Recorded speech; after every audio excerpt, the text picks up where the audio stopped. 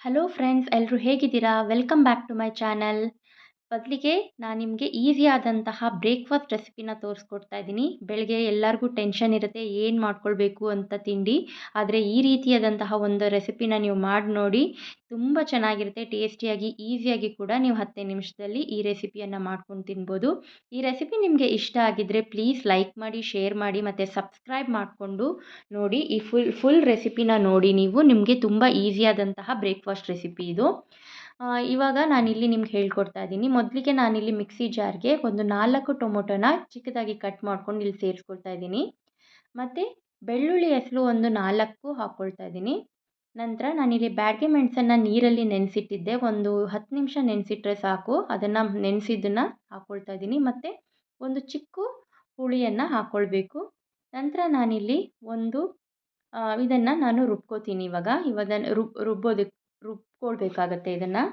ಇವಾಗ ಈ ಥರ ಪೇಸ್ಟ್ ಮಾಡ್ಕೊಳ್ಬೇಕು. ನೀರು ಹಾಕ್ದೇನೆ ನಾನು ಇದನ್ನು ಪೇಸ್ಟ್ ಮಾಡ್ಕೊಂಡಿದ್ದೀನಿ. ಇವಾಗ ಇದಕ್ಕೆ ನಾವು ರವೆಯನ್ನು ಸೇರಿಸ್ಕೊಳ್ಬೇಕಾಗತ್ತೆ. 2 ಕಪ್ ಆಗುವಷ್ಟು ನಾನು ರವೆಯನ್ನು ತೊಗೊಂಡಿದ್ದೀನಿ. ನಾನಿಲ್ಲಿ ಉಪ್ಪಿಟ್ಟು ರವೆಯನ್ನು ತೊಗೊಂಡಿದ್ದೀನಿ. ಉಪ್ಪಿಟ್ಟು ರವೆನೇ ತೊಗೊಳ್ಬೇಕಾಗತ್ತೆ. ತುಂಬ ಇದು ಬರುತ್ತಲ್ವಾ, ಚಿರೋಟಿ ರವೆ ಎಲ್ಲ ಅಷ್ಟು ಚೆನ್ನಾಗಿರಲ್ಲ. ಉಪ್ಪಿಟ್ಟು ರವೆ ಕರೆಕ್ಟಾಗಿ ಬರುತ್ತೆ. 2 ಕಪ್ಪು ಉಪ್ಪಿಟ್ಟು ರವೆಗೆ ಯಾವ ಕಪ್ಪಲ್ಲಿ ರವೆ ತೊಗೊಂಡಿದ್ದೀನಿ ಅದೇ ಕಪ್ಪಲ್ಲಿ 1/4 ಕಪ್ ಆಗುವಷ್ಟು ಅಕ್ಕಿ ಹಿಟ್ಟು, 1/4 ಕಪ್ ಆಗುವಷ್ಟು ಗೋಧಿ ಹಿಟ್ಟನ್ನು ಸೇರಿಸ್ಕೊಂಡಿದ್ದೀನಿ. ಮತ್ತು ಅವಲಕ್ಕಿ ಕೂಡ 1/4 ಕಪ್ಪು ತೊಗೊಂಡು ಅದನ್ನು ತೊಳೆದಿಟ್ಕೊಂಡು ನೆನೆಸಿಟ್ಕೊಂಡಿದ್ದೆ. ಒಂದು 15 ನಿಮಿಷದ ನಂತರ ಹಾಕ್ಕೊಳ್ಬೇಕು. ಮತ್ತು ಇಲ್ಲಿ ನಾನು 1/4 ಕಪ್ ಆಗುವಷ್ಟು ಮೊಸರನ್ನ ಸೇರಿಸ್ಕೊಳ್ತಾ ಇದ್ದೀನಿ. ಮತ್ತು ರುಚಿಗೆ ತಕ್ಕಷ್ಟು ಉಪ್ಪು, 1 ಟೀ ಸ್ಪೂನ್ ಉಪ್ಪು ಸಾಕಾಗುತ್ತೆ. ಮತ್ತು 1 ಟೀ ಸ್ಪೂನ್ ಆಗುವಷ್ಟು ಜೀರಿಗೆಯನ್ನು ಸೇರಿಸ್ಕೊಳ್ತಾ ಇದ್ದೀನಿ. ಇದನ್ನು ಕೂಡ ನಾವು ಗ್ರೈಂಡ್ ಮಾಡ್ಕೊಳ್ಬೇಕು. ಸ್ವಲ್ಪನೇ ನೀರನ್ನ ಆ್ಯಡ್ ಮಾಡಿಕೊಂಡು ನಾನಿಲ್ಲಿ ಗ್ರೈಂಡ್ ಮಾಡ್ಕೊಂಡಿದ್ದೀನಿ. ನೀವು ಕೂಡ ಹಾಗೆ ಮಾಡ್ಕೊಳ್ಳಿ. ಇಲ್ಲಿ ನೀವು ಇದನ್ನು ಒಂದು ಪಾತ್ರೆಗೆ ಹಾಕ್ಕೊಳ್ತಾ ಇದ್ದೀನಿ ಇವಾಗ. ಇಲ್ಲಿ ನಾನು ಇವಾಗ ಇಮಿಡಿಯೇಟ್ ದೋಸೆ ಮಾಡೋದ್ರಿಂದ ನೀವು ಸ್ವಲ್ಪ ಸೋಡಾನ ಆ್ಯಡ್ ಮಾಡಬೇಕಾಗತ್ತೆ. ಇಲ್ಲ ನೀವು ರಾತ್ರಿ ಮಾಡಿಕೊಂಡು ಬೆಳಗ್ಗೆ ಮಾಡ್ಕೊಳ್ತೀನಿ ಅನ್ನೋದಾದರೆ ನೀವು ಸೋಡಾನ ಸ್ಕಿಪ್ ಮಾಡ್ಬೋದು. ಈಗ ನಾನಿಲ್ಲಿ ಇದನ್ನು ಸೋಡಾ ಹಾಕಿಬಿಟ್ಟು ಚೆನ್ನಾಗಿ ಇದನ್ನು ಕಲಸಿಟ್ಕೋತಾ ಇದ್ದೀನಿ.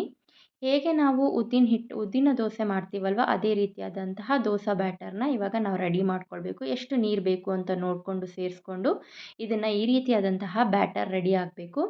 ಈಗ ನಾನಿಲ್ಲಿ ತವಾ ಇಟ್ಕೊಂಡಿದ್ದೀನಿ. ಇದಕ್ಕೆ ನಾನು ಸ್ವಲ್ಪ ಎಣ್ಣೆ ಸವರ್ಕೋತಾ ಇದ್ದೀನಿ. ನಿಮಗೆ ಎಷ್ಟು ಹಿಟ್ಟು ಬೇಕೋ ಅಷ್ಟು ನೋಡಿಕೊಂಡು ನೀವು ಹಾಕ್ಕೊಳ್ಬೇಕಾಗತ್ತೆ. ನೋಡಿ, ತುಂಬ ಚೆನ್ನಾಗಿ ಬರುತ್ತೆ ಇದು. ಮತ್ತು ಟೇಸ್ಟಲ್ಲಿ ಕೂಡ ನಿಮಗೆ ತುಂಬ ಸೂಪರಾಗಿ ಬರುತ್ತೆ. ಏನಿದು ಚೆನ್ನಾಗಿಲ್ಲ ಅಂತ ಅನಿಸೋದೇ ಇಲ್ಲ, ಅಷ್ಟು ಟೇಸ್ಟಿಯಾದಂತಹ ರೆಸಿಪಿ ಇದು.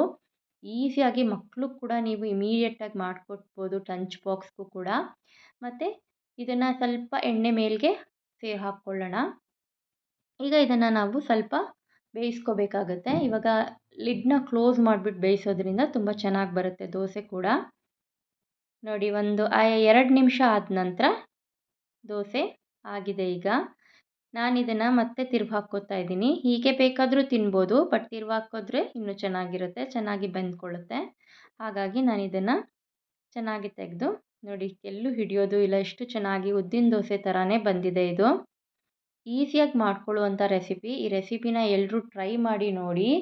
ಒಂದಿನ ಬ್ರೇಕ್ಫಾಸ್ಟ್ನ ರೆಸಿಪಿ ಆಗಿ ನಿಮಗೆ ಒಳ್ಳೆ ರೆಸಿಪಿಯಾಗಿ ರೆಡಿಯಾಗುತ್ತೆ ಇದು. ಮತ್ತು ಈ ರೆಸಿಪಿ ನಿಮಗೆ ಇಷ್ಟ ಆಗಿದ್ದರೆ ಪ್ಲೀಸ್ ಲೈಕ್ ಮಾಡಿ, ಶೇರ್ ಮಾಡಿ ಮತ್ತು ಸಬ್ಸ್ಕ್ರೈಬ್ ಮಾಡ್ಕೊಳ್ಳೋದನ್ನು ಮರಿಬೇಡಿ. ನಾನು ಇದೇ ತರಹದ ಚೆನ್ನಾಗಿರುವಂತಹ ಈಸಿ ಆದಂತಹ ರೆಸಿಪಿನ ನನ್ನ ಚಾನಲಲ್ಲಿ ಹಾಕ್ತಾ ಇರ್ತೀನಿ. ಎಲ್ಲದನ್ನು ನೋಡಿ